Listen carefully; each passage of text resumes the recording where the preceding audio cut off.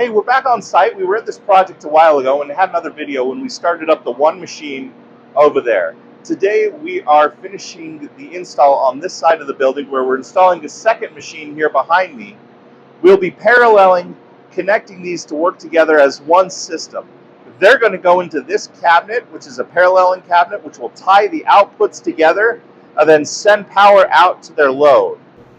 Right now, we've got load banks hooked up to this, and the purpose of this is we like to verify operation of these systems with load at startup and part of commissioning. So that way we know that they're going to work all the way up to their full rated capacity, that we're not going to have any surprises, and that equipment's going to work right, connections are going to work well.